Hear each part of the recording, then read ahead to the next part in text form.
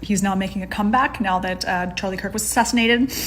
And her comments about the Jewish population, very, very, very aggressive, very, very aggressive. But then her always blaming Israel for everything is also just crazy.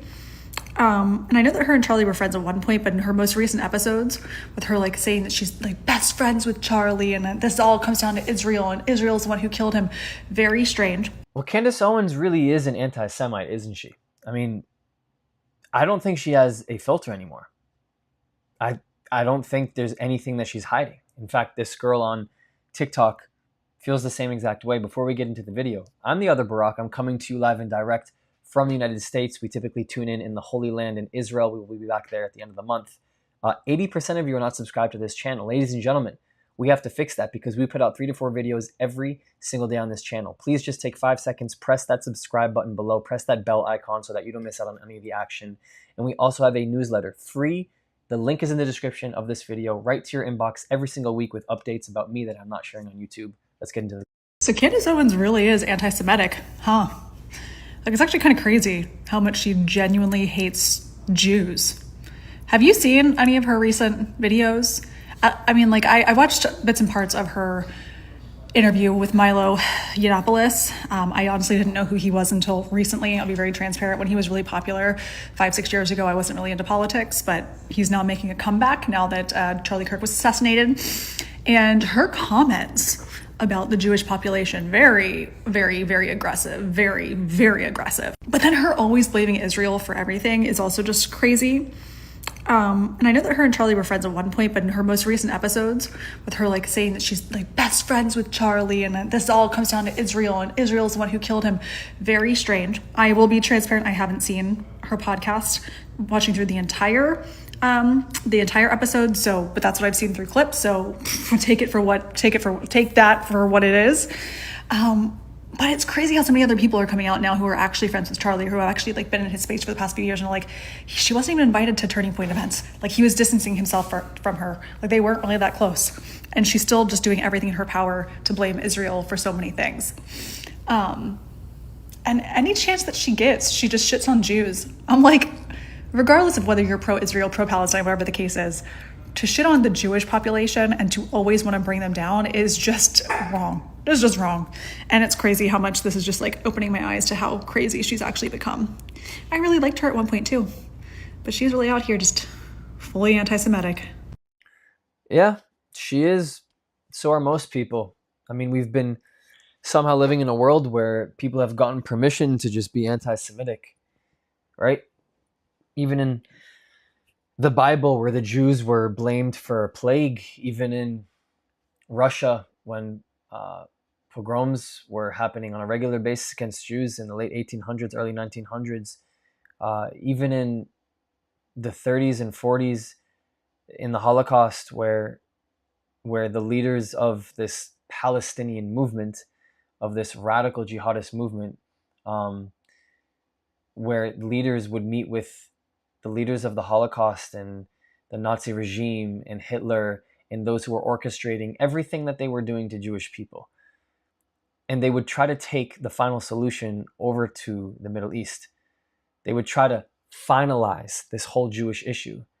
They would take Mein Kampf and they would figure out a way to translate it into Arabic so that it would be accessible to people in the Middle East, to think that what is happening in Germany, what's happening in Europe, what's happening to the Jewish people is in fact the solution to all the world's problems. Why do you think today we have had this hand-me-down, this torture, this hand-me-down of being able to indoctrinate the new generation, the next generation, new people to continue to think the way that we used to, which is that most of the problems in the world derive from the same place. And that same place is the Jewish race, the Jewish people, the Jewish nation, which all leads to why the same people hate Israel.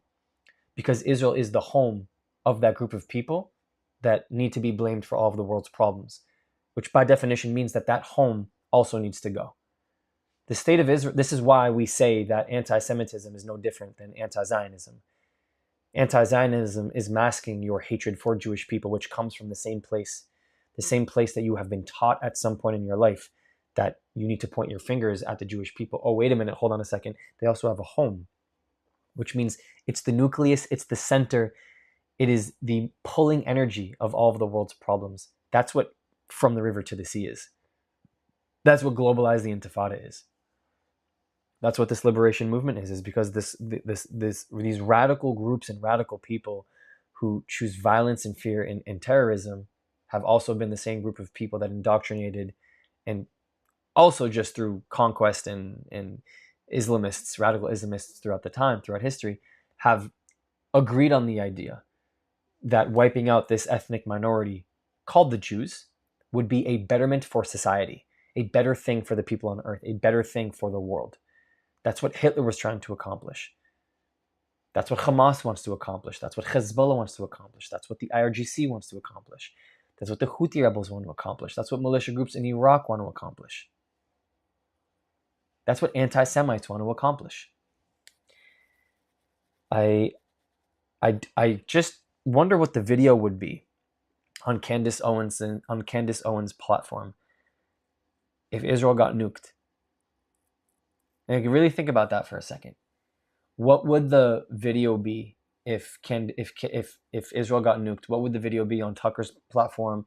What would the video be on Cenk Uyghur's platform? What would the video be on Mehdi Hassan's platform? What would the video be on Piers Morgan's platform? By the way, I'm not calling all of them anti-Semites. I'm just saying the people who are very, very outspoken against the state of Israel. What would be the video? What would be the video? I think that would tell a lot, because a lot of them talk about how we do need to free Palestine from the river to the sea. What if it happened? What if Israel got wiped off while I'm making this video? I'm in America right now. What if it happened? What would the video be? Wouldn't that tell you a lot about what the intentions are? Wouldn't that tell you a lot about where people's hearts are, where their minds are? I don't know what Candace's video is. What do you think? Let me know in the comments section. Thank you so much for all your support. I'll see you guys next time. Here are 4 ways you can help us grow if you believe in our mission. On Buy Me a Coffee and PayPal, you can directly contribute to helping this message grow and reach more people across the world. If you want to join the inner circle, join our Patreon with different tiers, and of course, our Discord community, which is free with people from all across the world. The links to every single one are in the description. And last but not least, to the other Barak community, I love you. Ani ohev otchem. I'll see you guys next time.